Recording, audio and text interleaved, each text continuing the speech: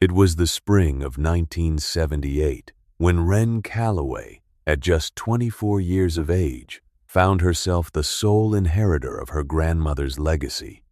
That legacy wasn't a savings bond or a portfolio of stocks. It was 6 acres of unruly Tennessee land, a tangle of kudzu, sweet gum, and blackberry brambles that clawed at the edges of a small, forgotten house. And at the heart of that overgrown parcel, sunk into the red clay like a cloudy, forgotten eye, was a pond. To call it a pond was a kindness. It was a half-acre of stagnant, sullen water, choked with algae in the summer and skimmed with ice in the winter. The locals called it the Calloway Sink, and they considered it, along with the land surrounding it, to be utterly and completely worthless. It was a place where things ended, not where they began. Let me tell you about Wren. She was not a large woman. She was quiet, with hands that seemed more suited to needlepoint than to wrestling with the earth, and eyes that were always watching, always taking things in without comment. The people in the county saw her as a bit of an oddity, a girl who had spent a few years away trying to find her place in the city, only to be pulled back to a piece of land nobody wanted. They saw her return not as a homecoming, but as a quiet admission of defeat. They felt a sort of pity for her, inheriting a burden instead of a blessing. But they didn't know about her grandfather. Her grandmother had owned the land, but it was her grandfather who had understood it. He was a man of few words and profound patience, a farmer who believed the soil and the water had memories, and that if you were quiet enough, they might share them with you. "Never fight the land, Wren," he used to tell her, his voice as soft as the dirt he crumbled between his fingers. "Don't try to command it. You listen to it. You watch. See where the water wants to go. See what the sun wants to touch. The land will tell you its secrets, but it whispers. You have to be still to hear." He had taught her to see the property not as 6 acres of trouble, but as a single living system. He showed her how the runoff from the hill fed the pond, how the shade from the old oaks kept the water cooler on the west side, how the cattails were not just weeds but filters. He had passed on to her a way of seeing that was a kind of inheritance all its own, more valuable than any deed. Now, let me explain the situation at the time. A few miles down the road was a large commercial fish farm, a sprawling operation of concrete raceways and massive, man-made lakes. They raised catfish and bass for restaurants and grocery stores all over the state.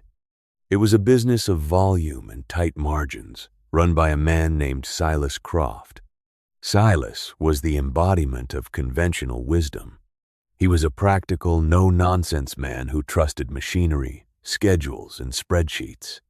He saw nature as a resource to be managed and, if necessary, conquered.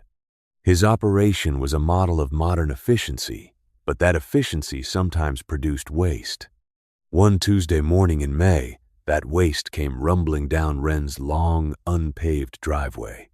It arrived in the form of a large tanker truck, the kind they used for live hauling fish, with Silas Croft himself riding in the passenger seat. He and his driver got out, their boots crunching on the gravel, and looked at Wren with the kind of expression men reserve for a broken-down piece of equipment they're not sure is worth fixing. Silas, a thick-set man with a permanent squint from years of staring at sunlit water, got right to the point. "Miss Calloway," he began, his tone dripping with a practiced, neighborly condescension. "We've got a bit of a problem, and I was thinking we might be able to help each other out." He explained that they'd had an overproduction of golden shiners, the minnows they raised to feed their predator fish. A miscalculation in an order, a canceled contract. The result was a surplus of 22,000 minnows. But here was the problem. They were the wrong size. Too big for their own fry, too small for the bait market they occasionally supplied. They were, in his words, rejects. Useless. Disposing of them would cost him time and money in disposal fees. "I heard you took over this place," Silas said, gesturing vaguely at the overgrown land. And you've got this pond here." He looked at the murky water with clear distaste. "It ain't doing much of anything. I figure, instead of me paying to have these fish destroyed, I could just dump them in here for you. Free of charge. Might liven the place up a bit. Give the frogs something to eat." The driver snickered. The offer was absurd. It was like offering to dump a truckload of scrap metal into a fallow field. They were giving her their trash and presenting it as a gift. The men gathered there, Silas and his driver, believed they knew exactly what they were seeing. They saw a young, inexperienced woman alone on a worthless piece of property, and they saw a convenient, free solution to their commercial problem. They expected her to be grateful, perhaps a little confused, but ultimately agreeable. It was, after all, something for nothing. Wren stood on her porch, wiping her hands on a rag. She looked at Silas. She looked at the big truck, humming with the sound of its aeration pumps. Then her eyes went to the pond. She didn't see a sinkhole. She saw a half-acre of possibility. She saw the cool, shaded water under the oaks. She saw the insect life buzzing in the cattails. She was quiet for a long time, so long that Silas started to shift his weight, impatient. Finally, she spoke, her voice clear and steady. "All right, Mr. Croft. I'll take 'em." Silas smiled, a thin, satisfied smile. "Good girl. Knew you'd see the sense in it." He turned to his driver. "All right, back her up to the—" "But I have a question," Wren interrupted. Silas turned back, his smile faltering into a look of mild irritation. "What is it? Have you got any more? Let me stop and let you understand what happened in that moment." The air went still. The driver, who had been walking back to the truck, froze mid-stride. Silas Croft's face went through a remarkable transformation, from condescending satisfaction to pure, unadulterated disbelief. He stared at her as if she had just started speaking a foreign language. The silence stretched, broken only by the hum of the truck and the distant call of a crow. And then it happened. A low chuckle started in the driver's throat, and then Silas joined in, and soon both men were laughing. It was not a kind laugh. It was the laughter of men who have just heard the most foolish thing in the world, the laughter of experts witnessing the profound ignorance of an amateur. "More?" Silas finally managed to say, wiping a tear of mirth from his eye. "Honey, you won't be able to keep these ones alive for a week. This pond's dead. But sure, if you want more of our garbage, you can have it." He saw it as the punchline to an already good joke. He was right. In a way. The first truck backed up to the pond's edge. A wide pipe was lowered, a valve was turned, and a torrent of silver and water cascaded into the murky green. For a moment, the pond shimmered, alive with 22,000 tiny, frantic bodies. It was a beautiful sight, and for Wren, it was the beginning of her education. An education that would be paid for in sweat, heartbreak, and dead fish. The first lesson came less than 72 hours later. Wren woke just before dawn to a strange, foul smell hanging in the air. A smell of decay. She walked down to the pond, and her heart sank into her stomach. The surface was dotted with hundreds, then thousands, of pale, upturned bellies. The fish were dying. A massive oxygen crash. The sudden introduction of so much life had overwhelmed the stagnant water's ability to support it. The pond, as her grandfather would have said, couldn't breathe. This was her first moment of private doubt.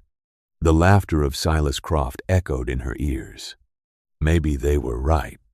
Maybe this was a fool's errand. She felt a wave of despair so strong it almost buckled her knees.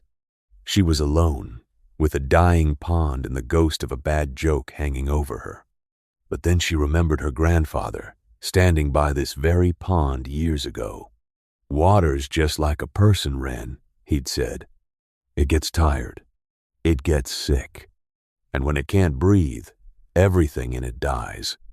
He had taught her that the splashing of a creek over rocks, the wind on the surface of a lake, that was the water's breath. Her pond had no creek. The air was still. It was suffocating. She didn't have money for electric aerators, so she made one. She found an old bilge pump and a length of garden hose in the shed. She hooked it to a car battery and created a small fountain in the center of the pond, a pathetic little stream that broke the surface.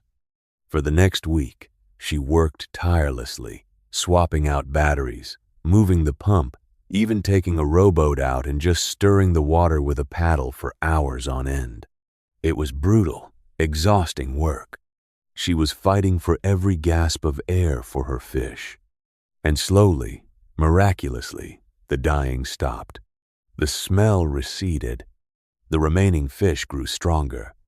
Lesson 1. A pond is not a bucket. It is a lung. The second lesson arrived on silent blue wings. A great blue heron, a magnificent, spear-beaked predator, discovered her pond. It was a buffet.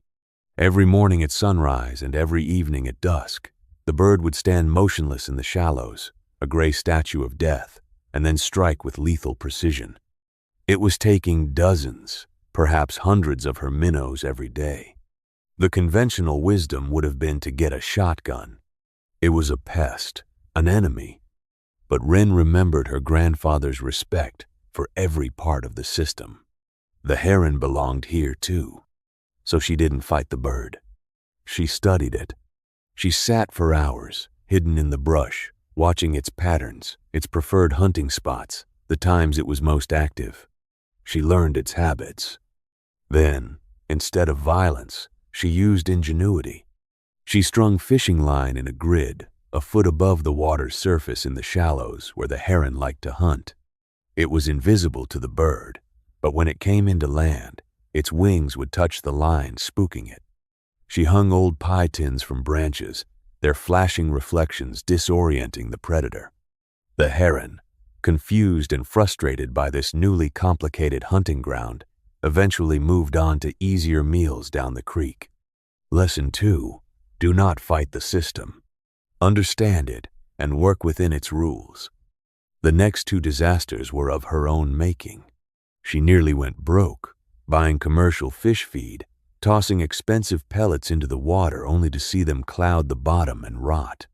It was inefficient, a brute force solution. She stopped. She began to cultivate the pond itself. She learned about phytoplankton and zooplankton. She started composting grass clippings and leaves, creating a nutrient-rich slurry that encouraged algae blooms, not the choking kind, but the life-giving kind that fed the microscopic creatures the minnows thrived on.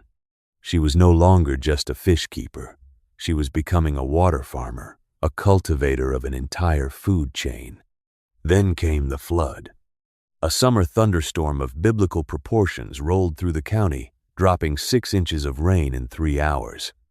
The creek beside her property swelled into a roaring brown river, and the water in her pond began to rise, threatening to breach the earthen bank and wash her entire investment, her entire world, downstream. All through the night, lit only by flashes of lightning, Wren fought the water. She filled old feed sacks with dirt and clay, stacking them against the low spots, her body covered in mud, her muscles screaming in protest. She wasn't just saving her fish, she was defending her land, her legacy. When the sun finally rose on a clean-washed world, the bank had held. It was scarred and battered, but it had held. She had held. The subsequent 2 decades of her life were a masterclass in patience, but that first year was the crucible. The whispers from the community continued. They saw her out there, covered in mud, stringing up pie tins, and they shook their heads. That poor Calloway girl, they'd say at the feed store, still playing in that mud hole. A shame. Her grandfather was such a smart man. They saw her failure as an ongoing, slow-motion tragedy. They didn't see the journals she was keeping, filling them with meticulous notes on water temperature, pH, alkalinity, dissolved oxygen levels, and feeding responses. They didn't see the ecosystem she was building. Let me stop and ask you something. Have you ever wagered everything on an idea no one else believed in? Have you ever felt the weight of everyone's doubt pressing down on you? That is where Wren lived for 2 solid years. In the quiet, lonely space between a foolish idea and a proven success. The turning point, the moment the path forward became clear, happened not at her pond, but in a dusty little bait and tackle shop 30 miles away. She had gone to buy some fishing line for her heron defenses and saw a small refrigerated tank near the counter. It was filled with live shiners. A sign, handwritten in marker, read, "Premium grade shiners, $4 a dozen. $4 for 12 minnows." She did the math in her head, and it was like a lightning strike. Silas Croft and the commercial farms saw fish as a commodity, sold by the pound for food. But the bait market was different. Anglers, especially tournament fishermen, didn't want pounds of fish. They wanted specific sizes, healthy, lively fish. They would pay a premium for quality and consistency. They weren't buying a product, they were buying an advantage. Silas had dumped 22,000 lottery tickets in her pond, and he didn't even know it. That was the secret. It wasn't just about keeping the fish alive, it was about cultivating a premium product. She went home with a new vision. She spent the last of her savings not on herself, but on her work. She built a small, lean-to shed beside the pond. Inside, she constructed a sorting table of her own design, a long trough with a gentle flow of water and a series of grates with different-sized openings. The water would carry the minnows along, and they would fall through the grates into separate holding bins according to their size. It was brilliant in its simplicity. She bought 3 old chest freezers from a scrapyard, sealed the seams, and converted them into insulated, aerated holding tanks. She could now sort her fish by grade small, medium, and the highly prized large shiners and hold them in cold, clean water until they were ready for sale. Her first real sale was a moment of quiet triumph. She carefully sorted 10 dozen of her finest large shiners. They were perfect, uniform in size, vibrant, and full of life. She put them in an aerated bucket in the back of her old pickup truck and drove 2 hours to a high-end fishing lodge that catered to wealthy clients and professional tournaments. The owner, a leathery man named Henderson, looked at her bucket with skepticism. He was used to dealing with large distributors, not a young woman in a muddy truck. "We have a supplier, miss," he said dismissively.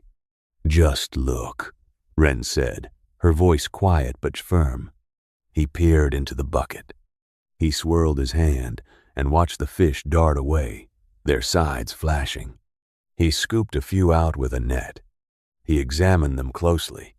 His skeptical expression slowly melted away, replaced by one of genuine surprise.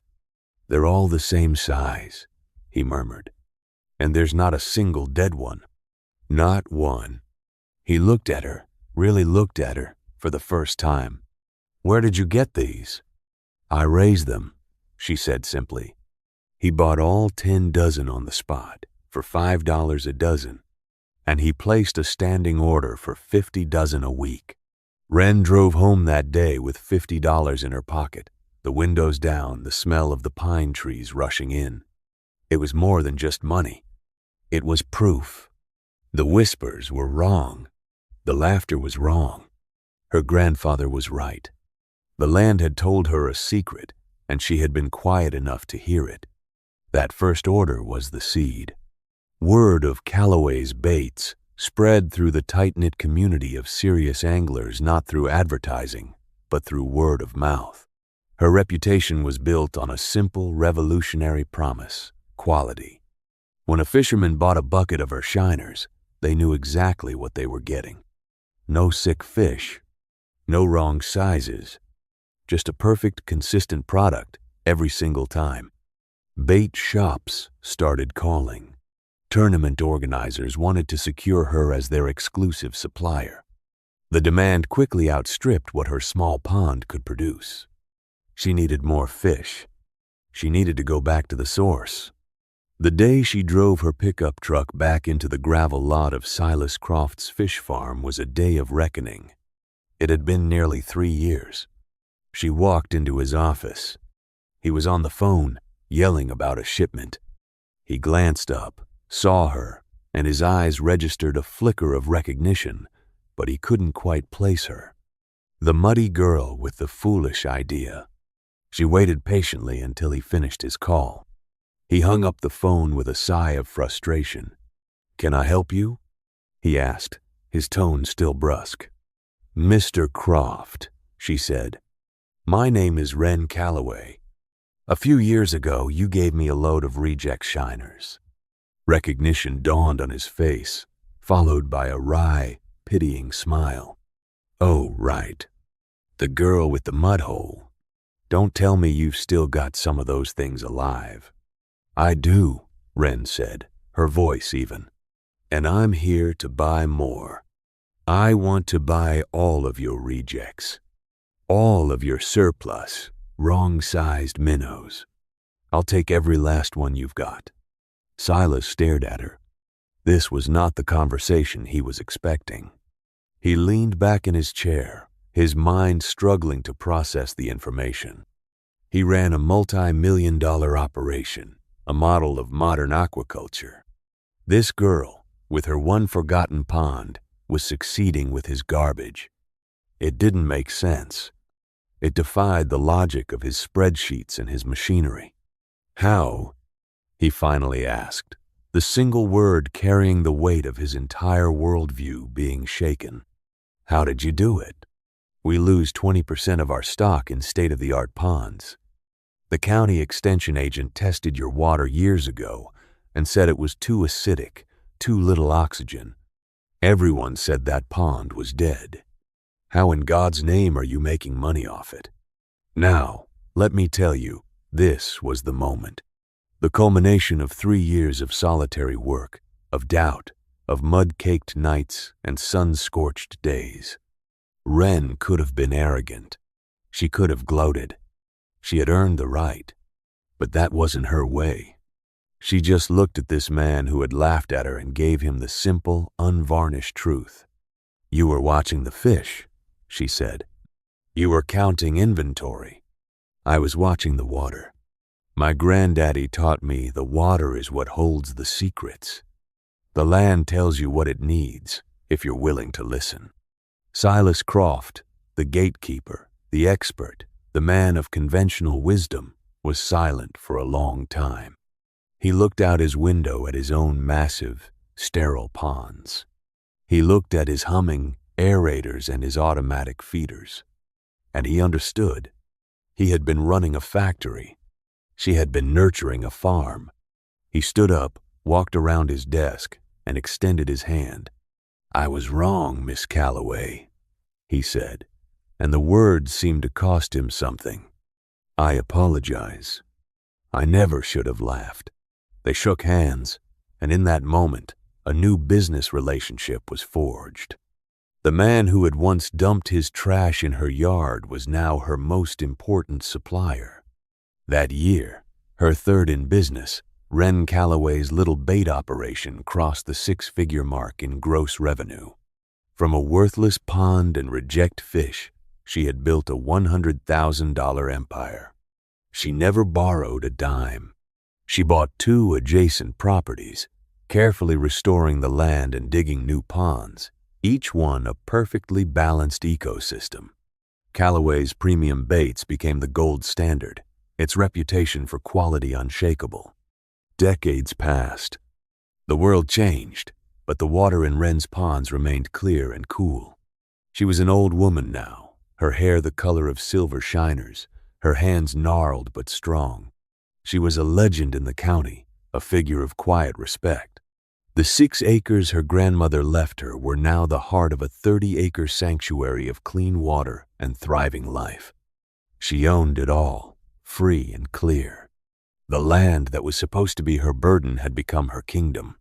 One afternoon, you could find her down by that first pond, the old Calloway sink, with her granddaughter. She wasn't teaching the girl about profit margins or distribution networks. She was teaching her to be still, to listen. She handed the girl a thick, leather-bound journal, its pages filled with decades of her own handwriting, a continuation of the lessons her grandfather had taught her. "The business is just the fruit," she told the girl, her voice as soft as the breeze on the water. "The land is the root. You take care of this water, and it will take care of you." In the end, the story of Wren Calloway is a simple one. The experts saw a mud puddle. She saw a nursery. They saw 22,000 pieces of trash.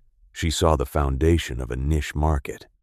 They saw a foolish girl playing in the dirt and laughed. But she kept her head down.